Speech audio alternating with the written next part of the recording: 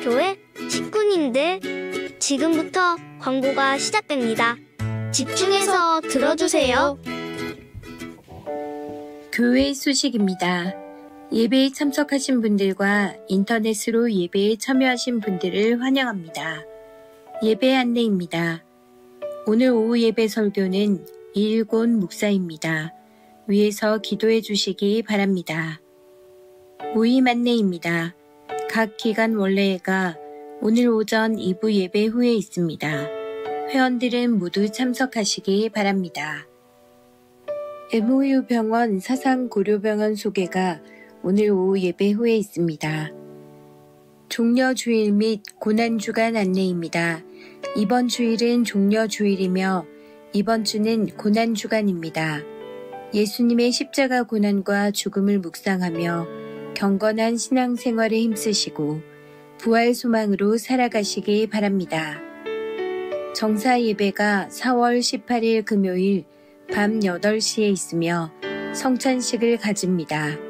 기도하시는 가운데 주님의 고난에 동참하시는 은혜의 시간 되시기 바랍니다. 고난주간 온 식구 특별 새벽 기도의 안내입니다. 일시는 14일 월요일부터 18일 금요일 새벽 5시 30분이며 장소는 은혜울입니다. 강사는 이주영 목사이며 주제는 오직 믿음으로 살리라입니다. 주보를 참조하시고 모두 참석하셔서 주님 가신 십자가의 길을 따라가는 은혜의 시간 되시기 바랍니다. 부활주일 안내입니다. 다음 주일 4월 20일은 부활주일입니다. 부활 이후 생명 되신 예수님께 감사와 영광 올려드리시기 바랍니다. 부활주일 오후 예배 후에 임마누엘 찬양대 주관으로 부활절 칸타타가 있습니다. 부활의 첫 열매 되신 주님께 영광 올려드리는 은혜의 시간 되시기 바랍니다. 유아세례 일정 안내입니다. 신청은 4월 26일 토요일까지 사무실로 해주시고 문답은 4월 27일 주일 오후 2시 회의실에서 있습니다. 세례식은 5월 4일 주일 오전 일부 예배 시에 있습니다.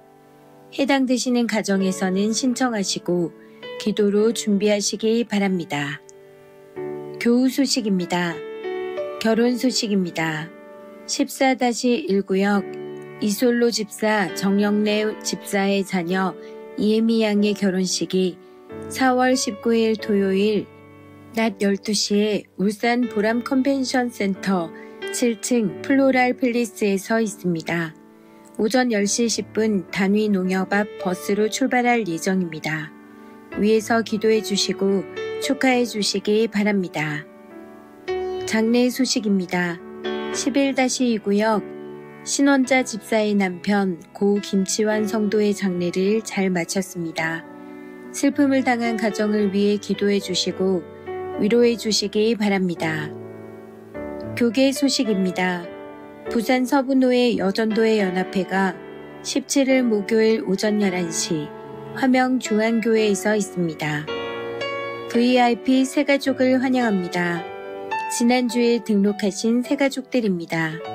새가족들을 진심으로 환영해 주시고 위에서 기도해 주시기 바랍니다.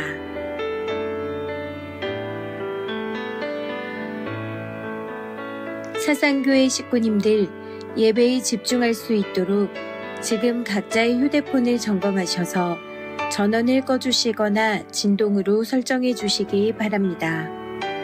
이 시간 경건한 마음과 몸가짐으로 하나님께서 기뻐 받으시는 예배 되도록 최선을 다하시고 하나님께 드리는 예배와 선포되는 말씀을 통해 큰 은혜 받으시기 바랍니다. 자, 우리 함께 읽어보도록 합시다. 시작.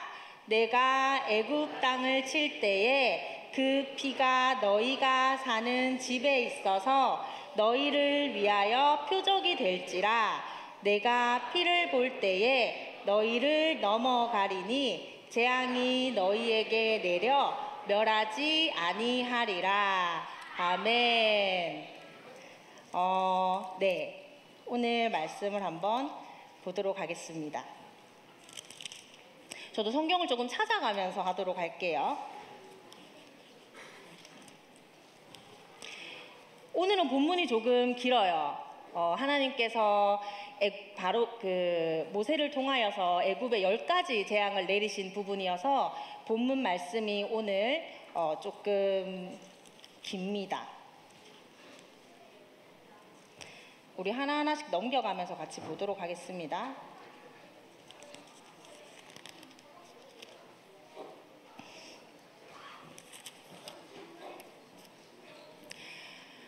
자, 친구들, 왕관 혹시 알아요? 왕관?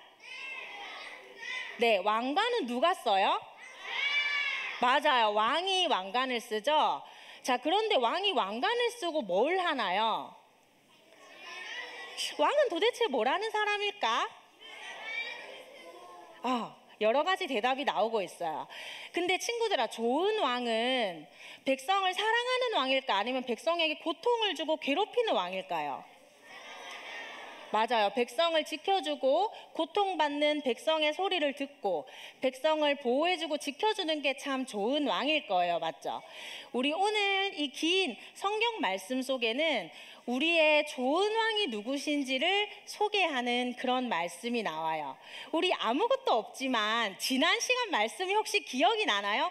하나님께서 떨기나무 가운데서 나타나셔서 어떤 한 지도자를 부르셨어요. 그게 누굴까요? 어머나, 정말 이렇게도 열심히 성경을 공부하는 친구들이 있었네요. 맞아요. 하나님께서 모세를 택하셨어요. 근데 하나님께서 모세를 택하신 이유는 이스라엘 백성들이 애굽의 바로 왕 아래에서 너무나도 고통받는 그 소리를 들으시고 모세를 택하신 거예요. 하나님의 그 백성을 구하기 위해서요. 모세는 하나님의 말씀을 듣고 애굽 왕 바로에게 나아갔어요. 그리고 애굽 왕 바로에게 무엇라고 했냐면요, 왕이여, 잘 들으세요. 이스라엘의 왕 여호와께서 나를 보내셨습니다. 그리고 왕에게 그렇게 전하라고 하셨습니다. 모세는 뭐라고 전했냐면요, 내 백성을 내보내라. 내 백성을 광야로 내보내서 내 백성이 광야에서 나를 예배하게 하라고 모세가 하나님의 말씀을 바로에게 전했어요. 바로가 모세의 말을 들었을까요? 듣지 않았어요. 도대체 무슨 소리를 하는 것이냐? 나는 여호와가 누군지 알지 못한다. 나는 절대 이스라엘 백성을 보낼 수 없다. 이렇게 말을 했어요. 그러자 하나님께서 애굽 땅에 첫 번째 재앙을 내리셨어요. 우리 첫 번째 재앙을 한번 볼까요? 첫 번째 재앙은 출애굽기 7장에 나와요.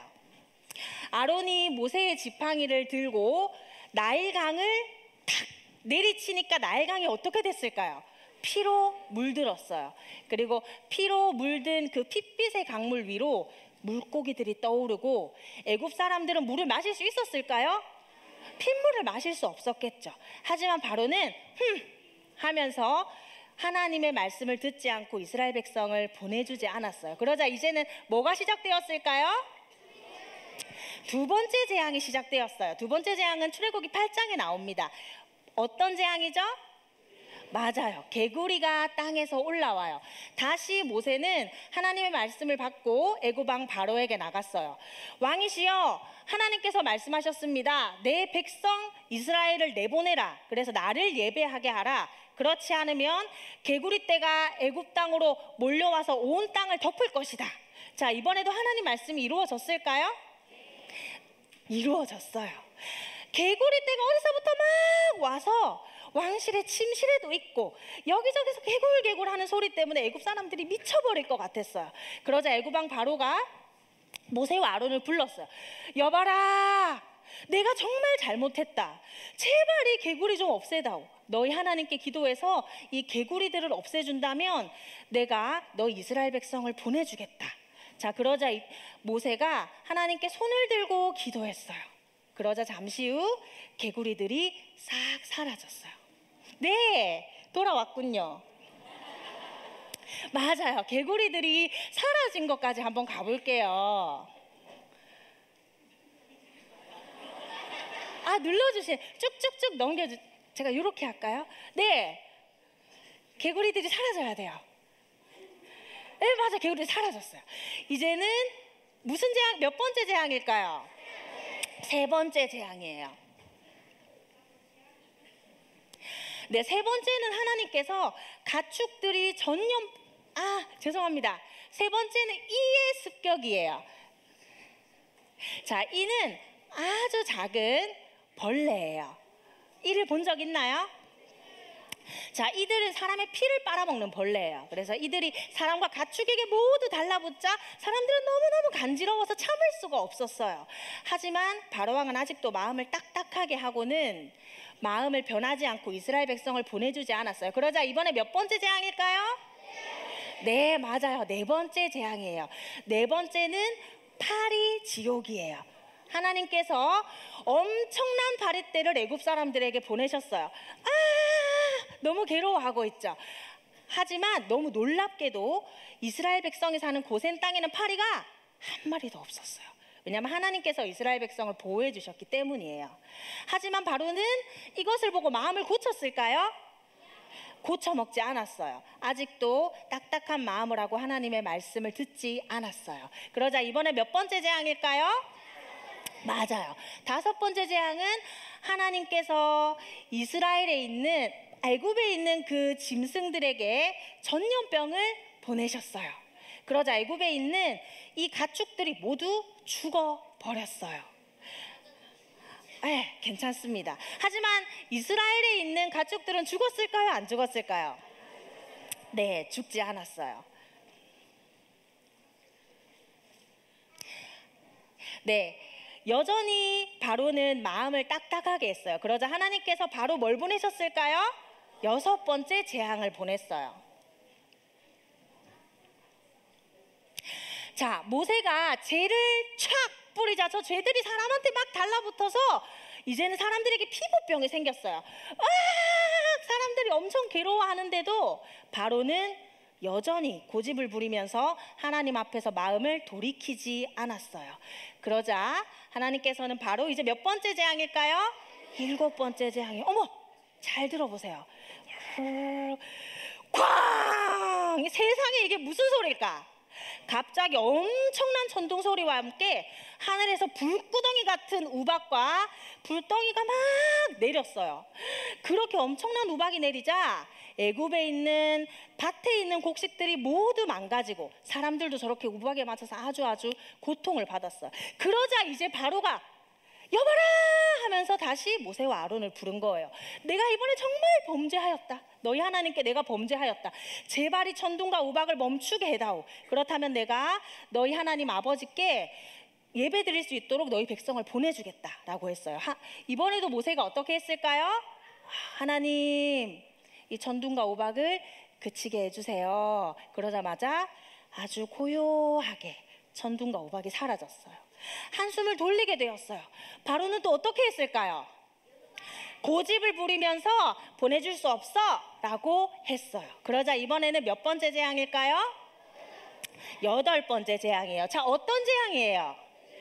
맞아요. 모세가 지팡이를 든 손을 높이 들자 갑자기 어디선가 메뚜기 떼가 막 애굽 땅으로 날아왔어요. 그리고는 우박에 상하지 않은 나무와 식물들을 메뚜기가 전부 다 갉아먹어 버렸어요. 이제 애굽 사람들은 먹을 수 있는 식물들이 하나도 없었어요.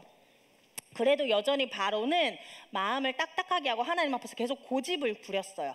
이스라엘 백성을 보내주지 않은 거예요. 그러자 이제는 몇 번째 재앙일까요? 맞아요. 아홉 번째 재앙이에요. 이제는 하나님께서 애굽 땅에 아침을 없애버리셨어요. 이때는 전등이 없었기 때문에 빛이 없으면 정말 한 치 앞도 볼 수 없이 아주 깜깜했어요.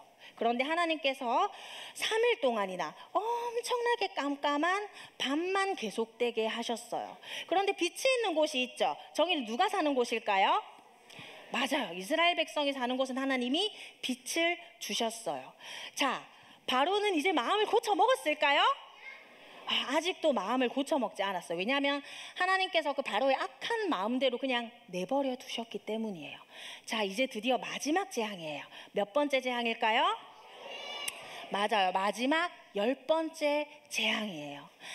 하나님께서 모세에게 10번째 재앙에 대해서 먼저 말씀을 해주셨어요. 그리고 모세는 이스라엘 사람들을 불러 모아서 이야기했어요.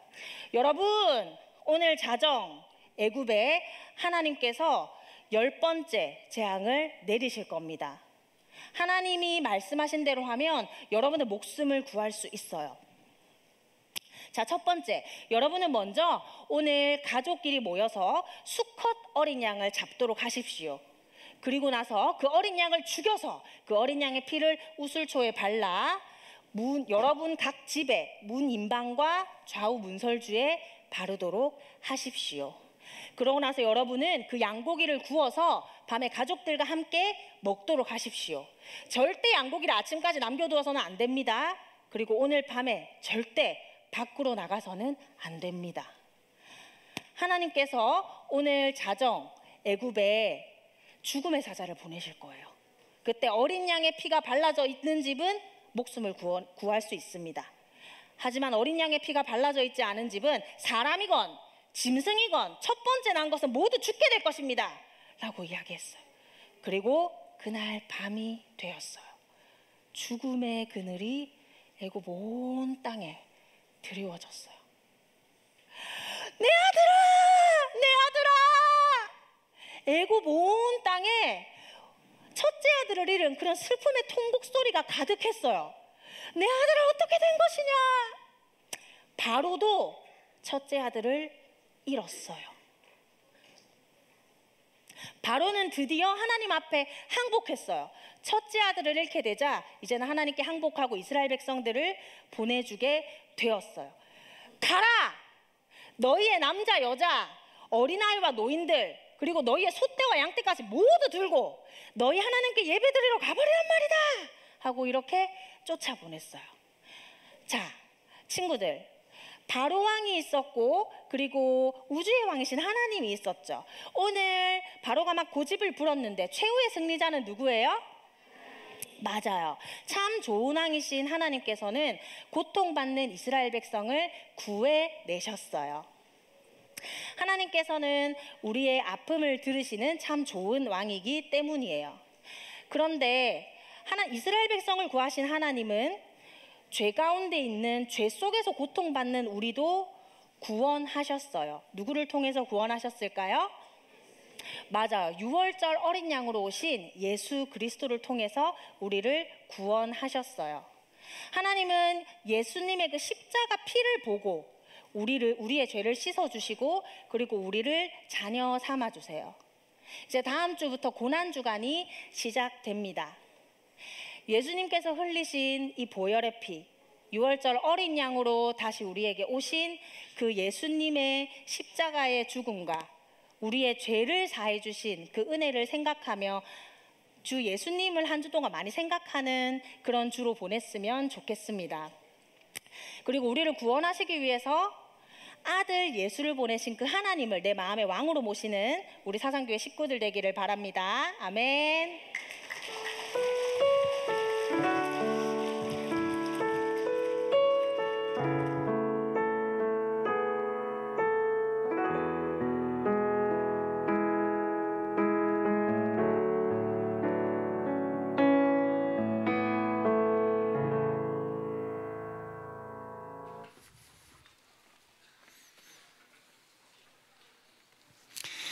자, 하나님께 드린 헌금 봉헌하겠습니다. 다 같이 손 모으고 기도합시다.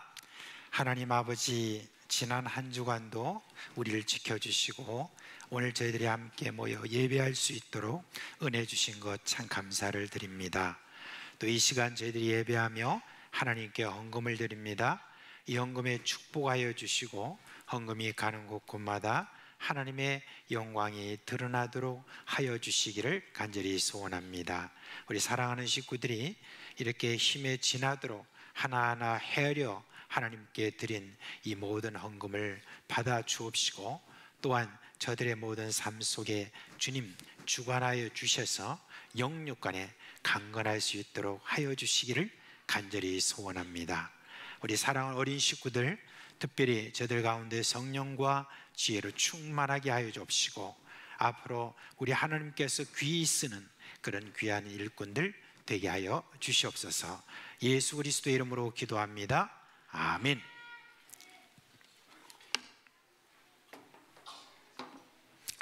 예. 갑자기 이렇게 뭐가 앞에 안 나오니까 많이 다들 당황스럽잖아요, 그죠? 옛날에는 없었어요. 예, 없었는데 이렇게 우리가 이게 익숙하다 보니까 그렇게 된 거예요. 자, 우리 4월 성경 암송 나올란가 안 올라온가 모르겠지만은 다 외우고 있죠? 예, 못 외우시는 분은 주보 딱 보면 되잖아요, 그죠? 거기 나와 있습니다. 다 같이 하겠습니다. 시작. 요한복음 15장 8절 말씀. 너희가 열매를 많이 맺으면 내 아버지께서 영광을 받으실 것이요 너희는 내 제자가 되리라. 요한복음 15장 8절 말씀. 아멘. 자, 우리 유치부 초등 1, 2부 자리에서 일어나겠습니다. 일어나세요. 네. 자, 손모고 목사님이 축복기도 하겠습니다. 우리 주 예수 그리스도의 은혜와 하나님 아버지의 그 놀라우신 사랑하심과 성령의 우리 가운데 계시면서 일으키시는 그 놀라운 생명의 모든 역사가 사랑하는 우리 어린 식구들 머리 위에 영원토록 함께 있을지어다. 아멘. 우리 사랑하는 자녀들 나갈 때 우리 마음껏 축복하며 보내주도록 하겠습니다. 초등 2부 먼저 진행하도록 하겠습니다. 주님 너를 항상 인도하시리. 메마른 땅에서도 너를 만족시키리.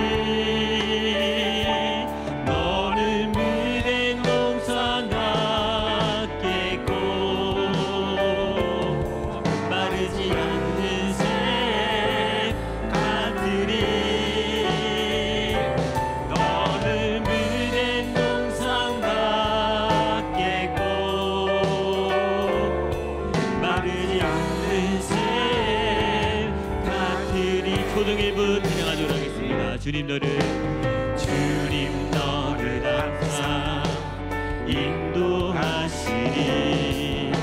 메마른 땅에서도 너를 만족시키리. 너는 물된 동산 같겠고 마르지 않는 샘 같으리.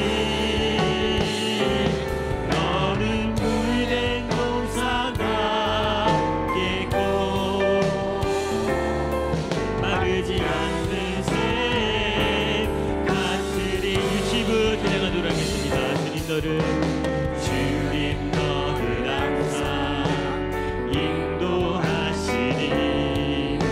메마른 땅에서도 너를 만족시키리.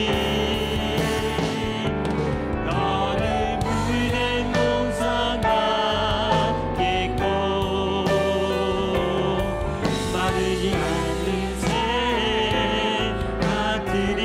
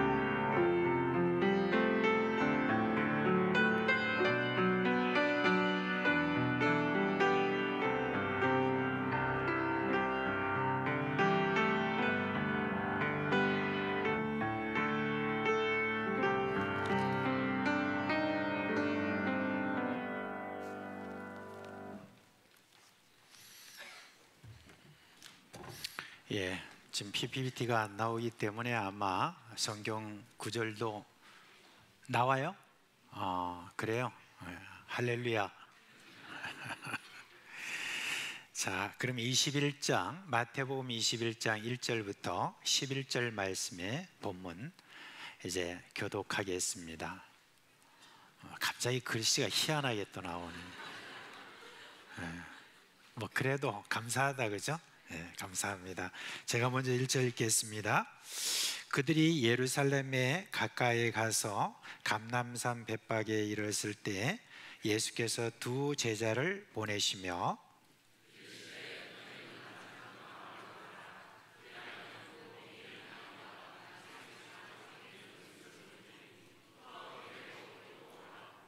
만일 누가 무슨 말을 하거든 주가 쓰시겠다 하라. 그리하면 즉시 보내리라 하시니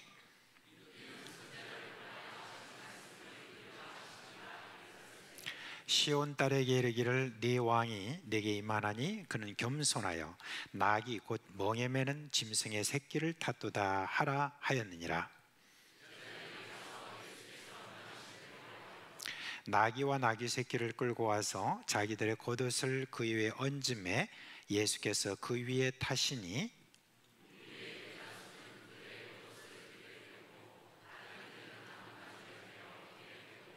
앞에서 가고 뒤에서 따르는 무리가 소리 높여 이르되 호산나 다윗의 자손이여 찬송하리로다 주의 이름으로 오시는 이여 가장 높은 곳에서 호산나 하더라.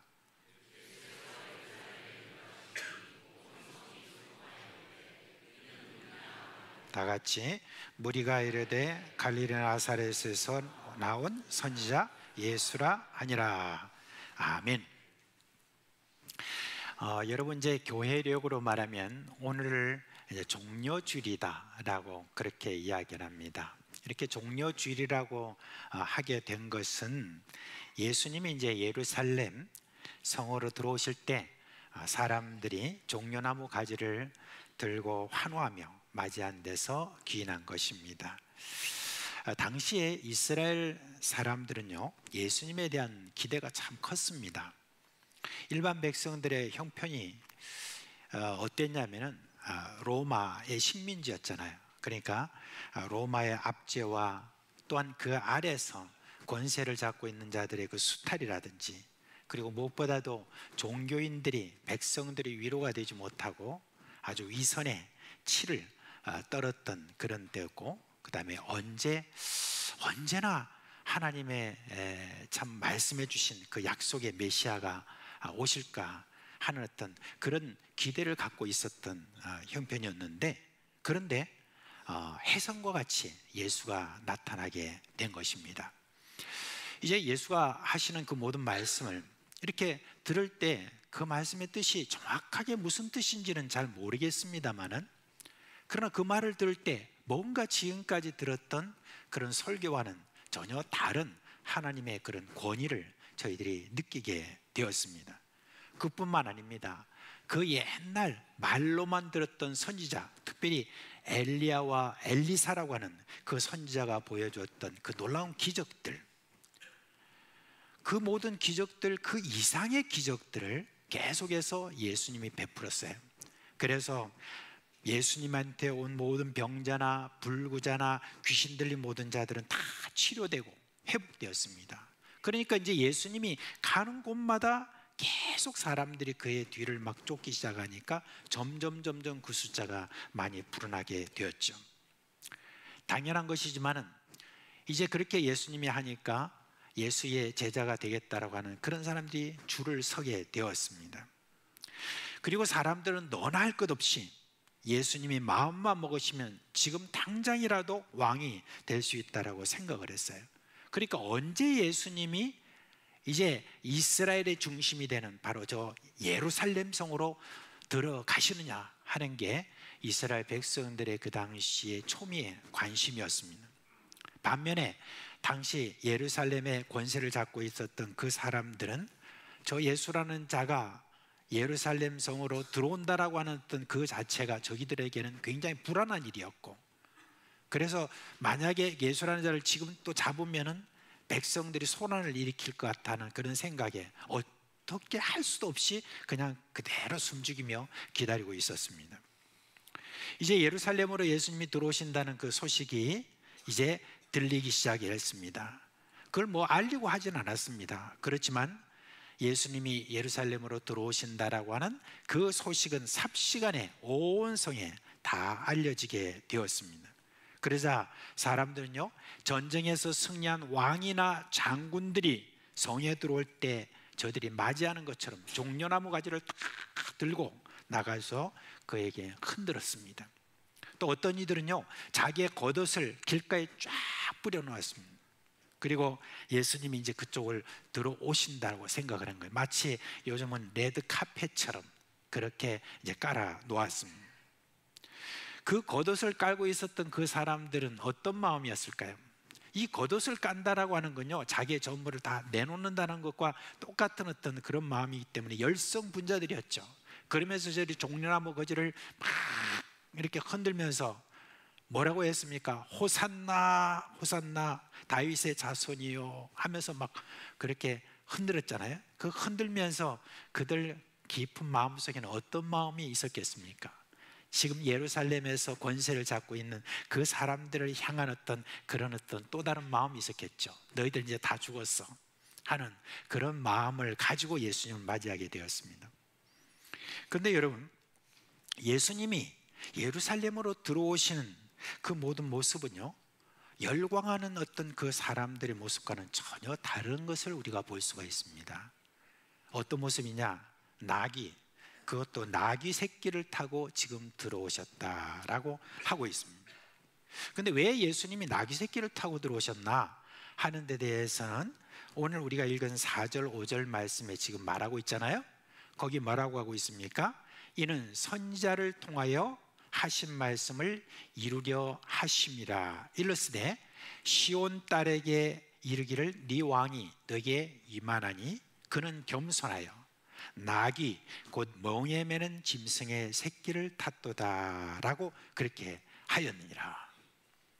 예수님이 나귀 새끼를 타고 들어오신 것은 예수님 자신이 어떤 것을 택한 것이 아니라 선지자가 이미 예언했다고 했습니다. 근데 그 선지자가 누구냐면 이사야 선지자고, 이사야서 62장 11절에 그 내용이 있습니다. 근데 왜 예수님이 나귀 새끼를 타고 들어오셨느냐 하는 데 대해서 여기서 말씀이 있는 것처럼 뭐라고 하고 있습니까? 겸손하여 라고 그렇게 말했습니다. 그래서 예수님은 겸손을 표하기 위해서 그렇게 나귀 새끼를 타고 들어오셨다라고 했습니다. 근데 여러분, 예수님은 그때만 겸손했습니까? 아닙니다. 그때만 겸손한 게 아닙니다. 예수님은 그 일생 전체가 겸손이었습니다. 그래서 예수님은 이렇게 말씀하셨어요. 나는 겸손하다 라고 그렇게 말씀하셨습니다. 근데 누가 자신을 가리켜서 나는 겸손합니다 라고 이렇게 이야기한다면 여러분 속으로 어떻게 생각하겠어요? 어떻게 생각하겠습니까? 나는 겸손합니다 이렇게 말하면 이제 뭐 시감나게 하죠. 나 겸손해요. 제가 지금 이렇게 이야기했습니다. 여러분 어떻게 생각하겠습니까? 그런 말을 하는 거 보니까 교만하네 그렇게 하지 않겠습니까? 웃기고 있네 그런 사람도 있겠죠. 그렇잖아요. 겸손한 사람이라면 자기 입으로 그런 말을 하지를 않지 않습니까? 그런데 예수님께서 자기 자신을 가리켜서 마태복음 11장 29절에 나는 마음이 온유하고 겸손하니 그렇게 이야기를 하셨습니다. 이걸 어떻게 해석해야 되죠? 첫째는 아까 말한 것처럼 정말 극히 교만하다 라고 말할 수 있겠는데 예수님 교만합니까? 우리가 그런 분을 믿지는 못하잖아요. 그죠? 교만하지 않지 않습니까? 근데 두 번째는 그러면 우리가 예수님께서 지금 겸손하다고 하셨는데 자기 스스로 그렇게 말할 정도의 그런 겸손함이 예수님에게 있었다는 말 아닌가? 그 뜻을 우리가 그러면 제대로 우리가 파악해야 되지 않겠는가? 그런 의미에서 예수님의 겸손한 모습이 어떤 모습인가 하는 것을 오늘 우리가 함께 좀 살펴보려고 하는 것입니다. 제가 지금까지 살펴본 성경 구절 가운데 예수님의 겸손에 대해서 가장 잘 해석한 곳이 어디냐면은 빌립보서 2장 5절부터 8절에 있는 말씀이에요. 그 말씀에 보니까 이렇습니다. 너희 안에 이 마음을 품으라. 이 말씀은 너무너무 중요하니까 우리 같이 한번 읽도록 하겠습니다. 여러분 익숙하지 않은 그런 모습이지만은 한번 같이 읽읍시다. 시작. 너희 안에 이 마음을 품으라. 곧 그리스도 예수의 마음이니 그는 근본 하나님의 본체시나 하나님과 동등됨을 취할 것으로 여기지 아니하시고 오히려 자기를 비어 종의 형체를 가지사 사람들과 같이 되셨고 사람의 모양으로 나타나사 자기를 낮추시고 죽기까지 복종하셨으니 그 십자가에 죽으심이라. 아멘. 방송실 정말 애 많이 쓰고 있습니다. 고맙습니다. 예수님은요 하나님이시잖아요, 그죠? 하나님이세요. 그런데 하나님으로서 가지신 모든 권리를 어떻게 하셨냐? 버리시고 이 땅 가운데 사람으로 오셨다라고 하는 겁니다. 이건 여러분 어떤 분은 그렇게 비유를 해요. 사람이 벌레가 되었다라고 하는 어떤 그런 비유를 하는데 저는 이제 그걸 정확하게 여러분 이걸 우리가 다 이해했다고 볼 수는 없는 겁니다. 하나님이 사람이 되셨다라고 하는 어떤 그 모든 것들은요 자신의 모든 권리를 다 내어놓았다는 바로 그런 뜻이 거기에 있기 때문에 여러분 이거는 우리가 헤아리기가 참 어려운 것입니다. 그래서 예수님께서 나는 가장 낮고 낮은 곳으로 왔다라고 하는 어떤 그 의미가 뭐냐면 나는 겸손하다라고 하는 그런 뜻이 거기에 있는 것입니다. 여러분 우리가 겸손하다라고 하는 어떤 그런 말을 할 때는 여러분 사실은 자신을 낮춘다는 의미가 거기에 있잖아요, 그죠? 자신을 낮춘다 그랬을 때 겸손한데 예수님께서는 뭐냐면 진짜 정말 가장 낮은 곳으로 그렇게 자신을 낮췄다라고 이렇게 말씀하시는 것입니다. 그래서 예수님이 제자들에게 나는 온유하고 겸손하다라고 자신 있게 말할 수가 있었던 것입니다. 그리고 또 예수님께서 그렇게 말씀하신 이유가 있어요. 왜 그렇게 말씀하셨냐면 예수님께서 나는 마음이 온유하고 겸손하니 너희는 내게 배우라. 나의 멍에를 메고 내게 배우라 라고 예수님께서 그렇게 말씀하셨죠. 그래서 예수님은 나는 겸손하니까 너희들이 내게 배우라 라고 그렇게 했습니다. 근데 예수님은 우리가 성경을 이렇게 쭉 보면은요 여러 가지 많은 어떤 내용이 있지만 이 제자들에게 끊임없이 예수님께서는 3년 동안 겸손을 가르치셨어요. 계속 겸손을 가르치셨어요. 근데 제자들이 귀담아 듣지 않았기 때문에 그 겸손에 대해서 도무지 저희들이 이해를 하지 못하고 겸손하지 못했습니다. 예수님이 십자가에 돌아가시기까지 저들은 겸손에 대해서 생각도 못하고 계속해서 교만한 어떤 마음을 가진 것을 볼 수가 있습니다. 자, 그러면 3년 동안 예수님께서 그 제자들이 계속 강조한 이 겸손, 그런 모습들이 어떤 것이냐? 예수님은 자신에게 겸손을 배우라고 말씀을 그렇게 하셨는데 제자들이요 높아지려는 그런 마음이 처음에는 잘 드러나지 않았어요. 그런데 시간이 갈수록 그게 이제 드러나기 시작했습니다. 왜 그렇습니까? 예수님이 점차 더 많은 기적들을 보여주시고 점차 수많은 사람들이 모여들고 이제는 예수님 왕이 되는 것은 시간 문제다. 많은 사람들이 또 그 가운데서 모여가지고 예수님을 왕으로 이렇게 추대하려고 하는 그런 움직임이 다 보이니까 그 다음부터는 이제 제자들이 그 다음에 자기의 그런 어떤 속마음이 싹 드러나게 된 거죠. 그러면서 뭐라고 그랬습니까? 누가 더 높냐라고 하는 그게 바로 제자들 가운데 주제였습니다. 계속해서 저들은 그 마음을 자꾸 키워나갔습니다. 그러니까 이제는 한 사람 한 사람 그런 어떤 마음이 키워나가니까 어때요? 그 가운데 충돌이 일어나죠. 그래서 내가 되고 싶다 하면서 서로 누가 크냐라고 하는 어떤 그 다툼은 계속 되었습니다. 그리고 이제는 좀 더 심해졌습니다. 그러자 이제 이 사람들 가운데 야, 우리 이러지 말고 예수님한테 가서 물어보자. 우리 가운데 누가 제일 선임자고 누가 제일 큽니까? 앞으로 예수님이 왕이 되시면 누구를 총리로 삼을 것입니까? 라고 하는 거 그래서 빨리 정해 주세요. 서열 빨리 정리해 주세요 라고 그렇게 갔습니다. 그러자 예수님이 어린아이 하나를 또 불렀습니다. 얘야 이리 와봐라 하고 애를 하나 또 세우더만은 누구든지 이 어린아이와 같이 자기를 낮추는 그 사람이 천국에서 큰 자니라. 그럼 여러분이 그 말을 딱 들었다면 여러분들이 어떻게 되겠어요? 어떻게 해야 되겠어요? 아멘 그렇겠죠. 어떻게 해야 돼요? 그렇다면은 자신을 낮춰야 되잖아요, 그죠? 그런데 제자들이 낮추지 않았습니다. 계속해서 자신들이 그 말씀이 뭔 말인지 아예 무시해버리고 그리고 계속해서 자기의 높아지려는 그 마음을 가져댔죠. 근데 그 말씀을 듣고도 그렇게 계속 높아지려는 어떤 마음을 가지고 있는데 급기야 어떤 일이 났냐면 드디어 치맛바람이 일어나기 시작했습니다. 어떤 치맛바람이죠? 야고보와 요한 형제가 있어요. 이 두 사람이 이제 제자가 되었죠. 예수님의 제자가 되었는데 어머니가 있었습니다. 그 어머니가 이름이 살로메예요.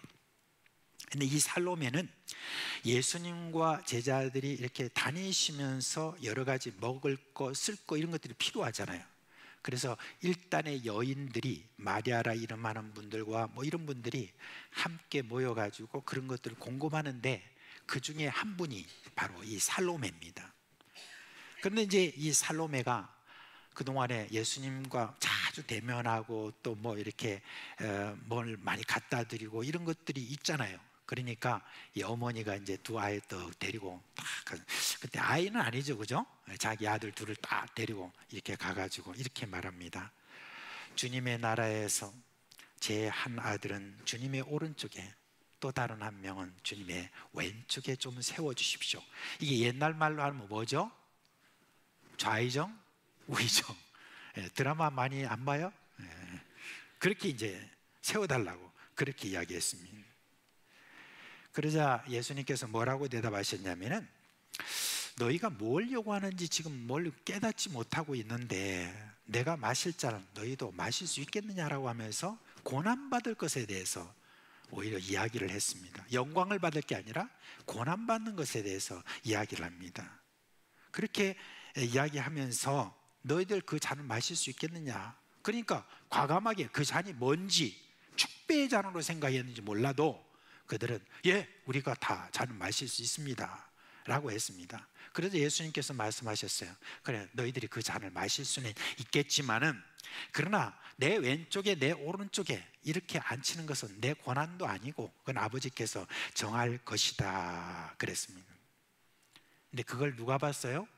다른 10명의 제자가 딱 보고는 그 다음에 그 두 형제에게 분개했다 그렇게 이제 나오고 있습니다.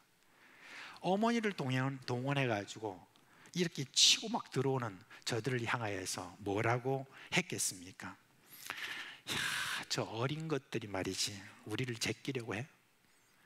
야, 우리가 그동안 어리다고 가만히 봐줬더니 저게 가만히 보니까 저것도 만만치가 않네. 그렇게 하면서 뭐라고 했습니까? 자, 다들 봐. 지금부터 저 두 형제는 우리 경계 대상 1호야 라고 그렇게 여러분 하지 않았겠습니까? 이들은 그렇게 계속 누가 크냐 계속 그렇게 다투다가 마지막 만찬상 앞에서도 제자들은 역시 누가 제일 큰 자인가 하는 것에 대해서 또다시 말다툼을 했다라고 그렇게 말하고 있습니다. 그래서 예수님이 이번에도 뭐라고 그랬냐? 이방인의 임금들은 그들을 주관하며 그 집권자들은 은인이라 칭함을 받으나 너희는 그렇지 않을지니 너희 중에 큰 자는 젊은 자와 같고 다스리는 자는 섬기는 자와 같을지니라 라고 그렇게 이야기를 했습니다. 이같이 예수님은 틈만 나면은 겸손의 도를 계속해서 가르치셨습니다. 예수님은 또 이렇게 말씀하셨어요. 인자가 온 것은 섬김을 받으려 함이 아니라 도리어 섬기려 하고 자기 목숨을 많은 사람의 대속물로 주려 함이니라. 라고 이렇게 이야기를 하셨습니다. 사람들은, 그리고 제자들은 예수님이 그렇게 많은 기적을 베풀고 사람들을 고치셨고 천국의 말씀을 전하신 대가로 섬김을 받는 것을 당연하게 생각을 했습니다. 그런데 예수님은 그렇게 하지 않으셨습니다. 섬기려고 하셨다 그랬습니다. 그래서 바울은 예수님을 뭐라고 했느냐, 자신을 사람의 모습뿐만 아니라 종의 모습이 되셨다라고 그렇게 이야기를 하고 있습니다. 사실 여러분, 섬김이라는 그 말은 종이 하는 것이죠. 이 섬김을 가장 잘 보여주신 것은 예수님이 십자가에 달리시기 전날 밤에 있었던 일이에요. 예수님이 제자들과 함께 식사를 하시다가 갑자기 일어나셔가지고 가셔가지고 대야에다 물을 떠오고 그리고 수건을 둘르시고 제자들 앞에 섭니다. 그리고 제자들 앞에서 여러분 무릎을 꿇고 제자들에게 발을 내밀라고 합니다. 그리고 발을 씻어줍니다. 너무너무 어색한 장면이에요. 제자들은 도무지 이걸 받아들일 수가 없던 거예요. 그런데 내놓으니까 어쩔 수 없이 내놓지만 이게 누가 하는 짓이냐면 다 종이 하는 거거든요. 근데 예수님이 친히 지금 종이 되셔가지고 발을 씻습니다. 그래 이제 하나 또 가다가 드디어 베드로 앞에 오니까 베드로는 막 이러면 안 됩니다. 절대 이럴 수 없습니다. 그렇게 했어요. 그러니까 예수님 뭐라고 하셨습니까? 네가 발을 씻지 않으면 나와 상관이 없다 라고 하니까 또 겁이 나가지고 이번에는 뭐라고 해요? 그러면요 저 발만 씻어주기 아니라 제 몸을 다 씻어주세요 하면서 이걸 이제 저는 객기라고 이렇게 합니다. 이런 객기를 부립니다. 이에 예수님께서 내가 주와 또는 선생이 되어서 너희 발을 씻겼으니 너희도 서로 발을 씻기는 것이 옳으니라 라고 그렇게 말씀하셨습니다. 여러분, 이게 바로 겸손이라고 하는 어떤 하나의 실천하는 모습이 뭐냐면 섬기는 겁니다. 실제로 섬기는 어떤 그런 모습은 뭐냐면 아래에서 이렇게 섬기는 거죠. 종의 모습으로 섬기는 것, 그것을 예수님께서 우리에게 보여주셨는 것입니다. 여러분, 겸손이라는 것은 그저 말만 하는 것이 아닙니다. 겸손이라는 것은 삶에서 섬기는 어떤 그런 모습이 들어가야 되는 것입니다. 기독교의 역사에 보면은 참으로 이 예수 그리스도의 가르침에 따라서 잘 실천한 분들이 정말 많습니다. 우리 교회도 그런 분들이 참 많이 계십니다. 미국에서 아주 유명한 흑인 교육과가 있어요. 그 이름이 부커 워싱턴 박사라고 그렇게 하는 분인데, 이분이 엘라베마라고 하는 주에 있는 터스키기 대학교의 총장으로 부임하게 되었습니다. 그래서 이제 그 총장으로 이제 부임한 이후에 바로 이제 그 지역에 이제 부자들이 많이 사는 그 동네를 쭉 이렇게 가게 되었습니다. 근데 좀 산책하고 있는데 갑자기 어디서 여보게 하면서 누가 부르는 거예요. 보니까 이제 백인 한 여자가 여보게 하면서 딱 부르더니만 이리 와가지고 오늘 요 좀 장작 좀 패주게, 내가 적당하게 임금 줄게, 이리 와서 한번 장작 패달라고. 그러니까 이제 이 워싱턴 부커 박사가 그냥 손 다 이렇게 하고 가가지고는 그냥 장작을 다 패고, 그리고 난 다음에 장작을 딱 쌓아주고, 그리고 이제 얼마 주니까 그걸 받고 감사합니다 하고 그렇게 이제 돌아갔어요. 근데 이제 마침 그때 다 끝나고 돌아가는 그분을 딱 이렇게 본 사람이 누구냐면, 거기에서 지금 거기에 그 도와주고 있는 백인 여자를 도와주고 있는 그 집에 하녀로 있는 어떤 흑인 여자가 그걸 딱 봤어요. 워낙 유명한 어떤 분이니까 흑인 가운데. 그러니까 나중에 자기 여주인한테 말하는 거예요. 저분이 이번에 저 대학 총장으로 오신 부커 박사님입니다 라고 한 거예요. 거기에 당황해가지고 그 다음날 막 당장 가가지고 그 부커 박사님한테 죄송합니다, 제가 몰라 뵙고 그렇게 했습니다 라고 하니까 이 총장이 그런 이야기를 했다고 합니다. 부인, 그거 괜찮아요. 저는요 가끔 이렇게 또 가벼운 노동도 이렇게 하지만 특별히 제가 이곳에 총장으로 왔지만 이 지역에도 여러분들을 또 제가 섬기는 것이 저의 본분이라는 생각하기 때문에 기쁜 마음으로 그렇게 했으니까 별로 그렇게 개의치 마세요라고 그렇게 했다고 합니다. 여러분, 이게 바로 예수님을 본받는 섬김의 자세를 가진 그리스도인의 모습이 아니겠습니까? 그죠? 우리가 더욱더 신앙이 있다 어떻다라고 하는 어떤 그런 사람일수록 더욱더 우리는 섬김의 자세를 가지는 것이 바로 예수 그리스도를 잘 알고 있는 사람의 모습인 것입니다. 우리나라는 좀 유교 영향이 참 많잖아요, 그죠? 그래서 교회 안에도 유교가 막 들어와 있잖아요. 그래서 어떤 사람이 그런 글을 썼습니다. 교회 안에 공자가 죽어야 교회가 삽니다 라고 그렇게 이야기를 합니다. 그래서 우리 안에 어떠한 직분이 이렇게 받으면 그 직분을 마치 유교적으로 해석을 해가지고 이 직분은 무슨 다스리는 것이고 자기는 지시하는 사람으로 생각하고 이렇게 하는 어떤 그런 경향이 있는데, 천만의 말씀입니다. 우리 예수님께서는 세상은 너희 그렇게 할 줄 모르지만 너희는 그렇지 말아야 된다, 너희는 섬기는 자가 돼야 된다라고 하는 바로 그걸 이야기를 하셨습니다. 제가 우리 교회에 처음 와가지고 여러분 한 일이 뭔지 여러분 기억하실지 모르겠습니다. 처음 와가지고 한 일이 뭐냐면, 우리 장로님들에게 앞치마를 두르고 나비 넥타이를 메고, 그리고 제가 지배인이라든지 서비스하는 사람이 어떻게 하는지를 제가 가르친 일입니다.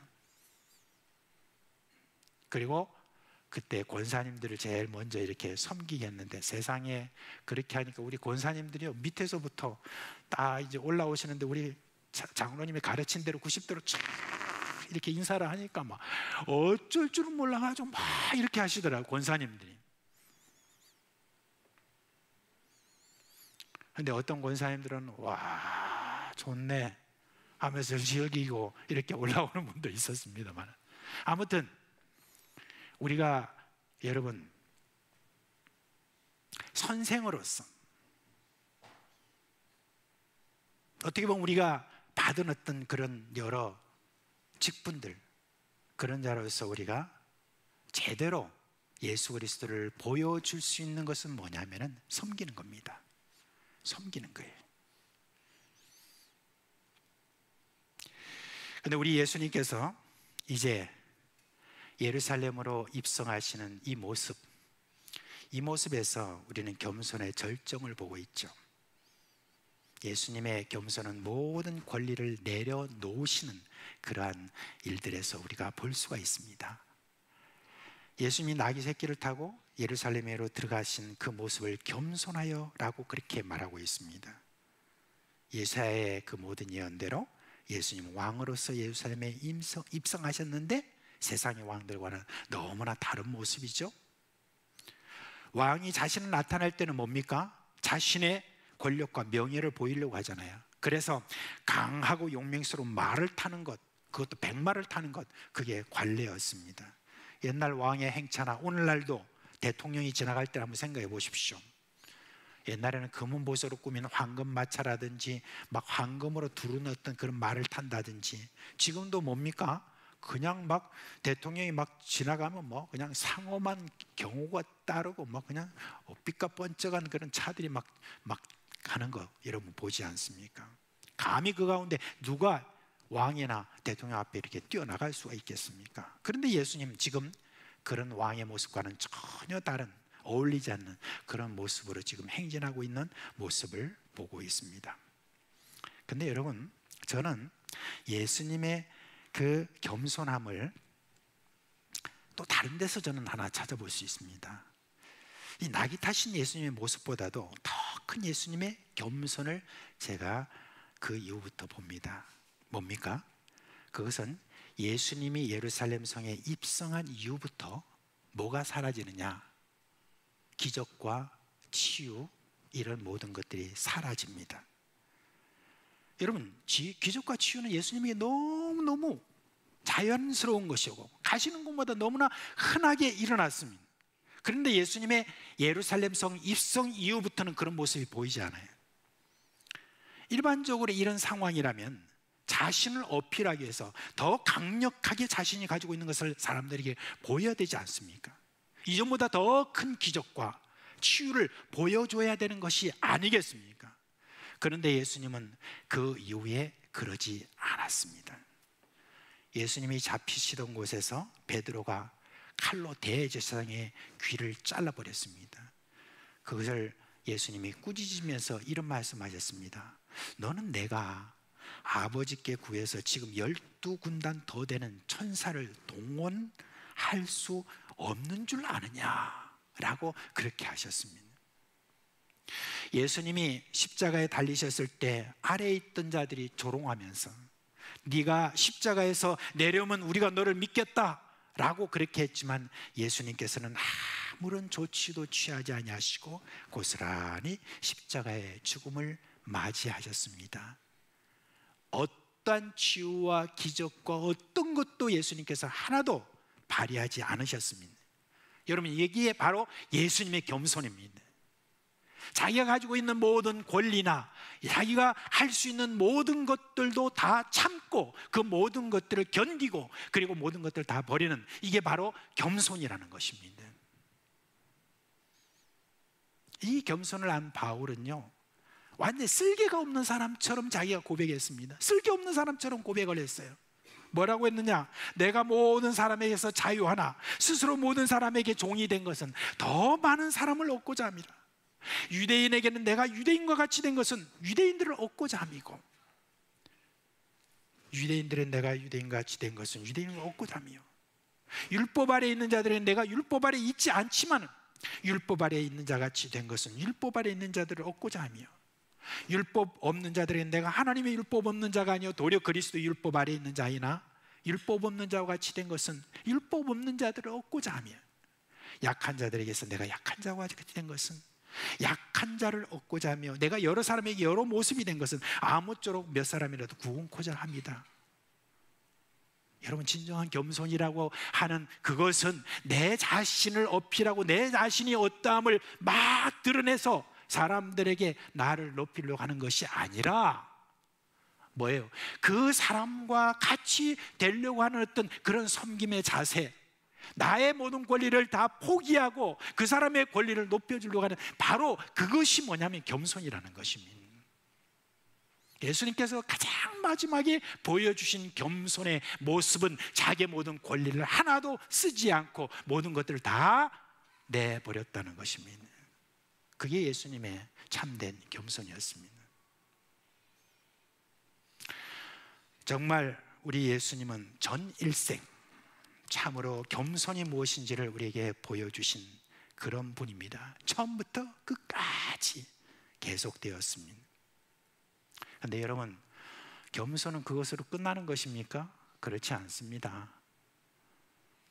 빌립보서 2장 9절에서 11절 말씀에 이러므로 하나님이 그를 지극히 높여 모든 이름 위에 뛰어난 이름을 주사 하늘에 있는 자들과 땅에 있는 자들과 땅 아래 있는 자들로 모든 무릎을 예수의 이름에 꿇게 하시고 모든 입으로 예수 그리스도를 주라 신하여 하나님 아버지께 영광을 돌리게 하셨느니라 라고 했습니다. 여러분, 겸손한 자에게 반드시 상급이 따릅니다. 하나님이 반드시 높이십니다. 하나님께서 지금도 살아계시고 우리에게 약속하신 그 모든 것에 대해서 예수 그리스도를 모본으로 보여주시고, 그리고 그 예수 그리스도를 제대로 믿는 믿음의 선조들을 통하여서 겸손한 자에게 하나님께서 어떻게 높이시는가 하는 것을 여러분 보여주셨습니다. 저는 여러분 오늘 우리 어린 식구들한테 도전합니다. 여러분이 어릴 때부터 자신을 어떤 드러내고 자신을 어떻게 하겠다라고 하는 어떤 그것보다도 어떻게 하든지 예수 그리스도의 겸손을 배워서 이 겸손을 어릴 때부터 실천한 자가 된다고 한다면 여러분들을 하나님께서 참으로 이 세대 제대로 쓰는 그런 어떤 그릇이 될 것이라 저는 믿습니다. 참으로 우리 주님께서는 제대로 우리에게 겸손을 가르쳐 주셨습니다. 성 어거스틴에게 기독교의 제일 되는 덕목이 뭡니까? 라고 물었을 때 겸손입니다 그랬습니다. 두 번째는요, 겸손입니다. 세 번째는요, 세 번째도 겸손입니다 라고 했습니다. 그래서 네 번째는 안 물었답니다. 우리는 지금 예수 그리스도, 겸손하신 예수님을 모시고 살고 있는 믿음의 식구들입니다. 믿음의 식구 여러분, 이제 이 고난주간에 예수님의 겸손을 깊이 묵상해가지고 그 겸손을 우리가 배워서 실천하는 우리 모두가 되기를 주님의 이름으로 축원합니다. 이제 다 자리에서 일어나시겠습니다.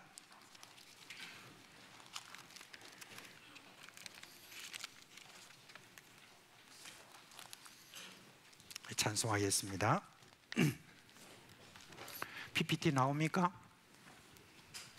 네. 예, 우리 찬송가 134장 우리 함께 하겠습니다.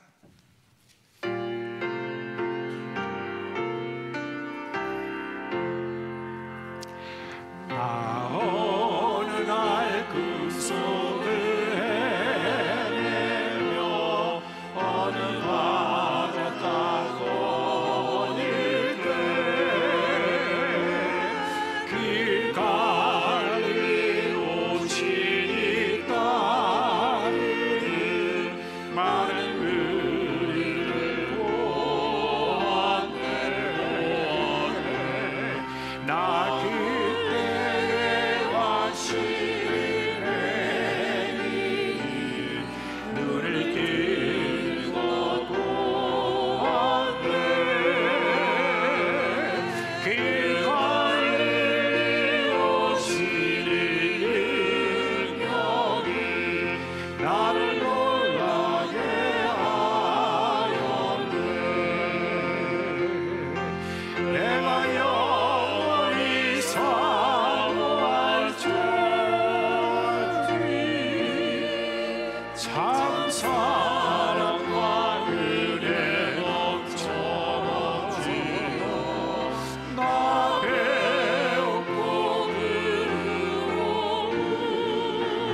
그로부터 내 구주로 섬겼네.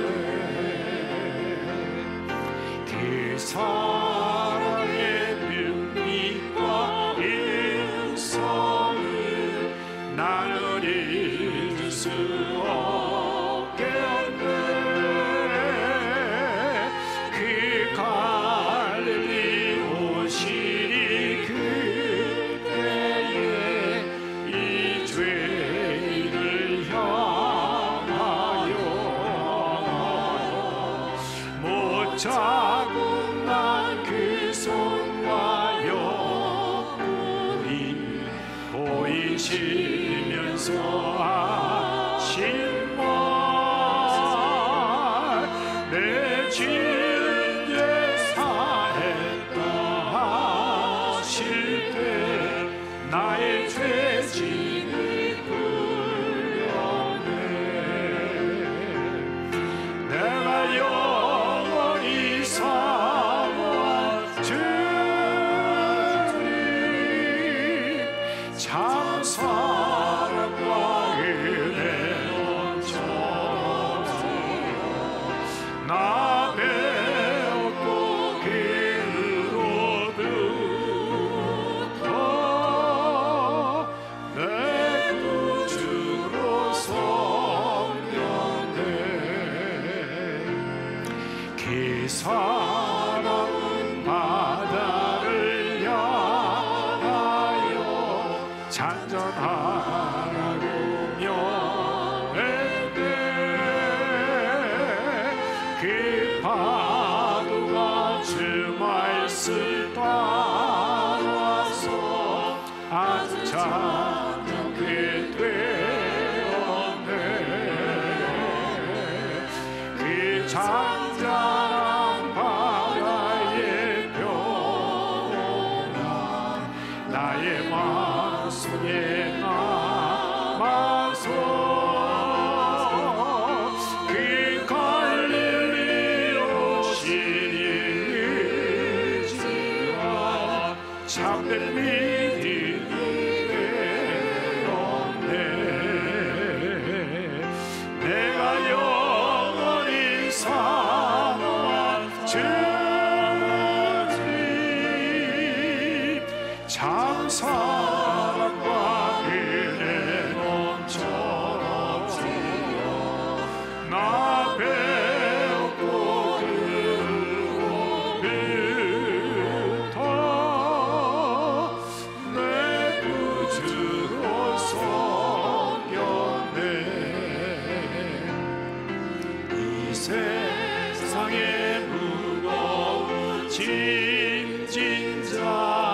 모든 주 앞에 나오라. 그 놀라운 은혜를 받아서 마음의 평안을 얻으라. 나 주께서 명하신 노래를 힘써 전하면 살도록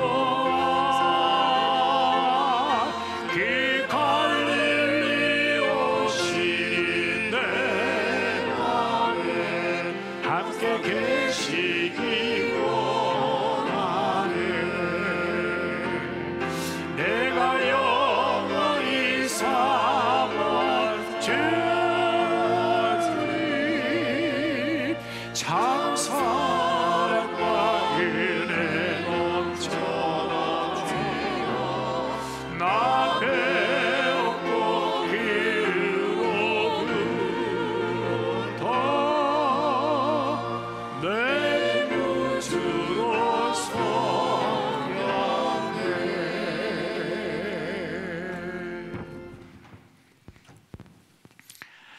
우리 주 예수 그리스도의 은혜와 하나님 아버지의 그 놀라우신 사랑하심과 성령의 우리 가운데 계시면서 일으키시는 그 놀라운 생명의 역사가 사랑 우리 식구들의 머리 위에 그 가정과 생업에 영원토록 함께 있을지어다.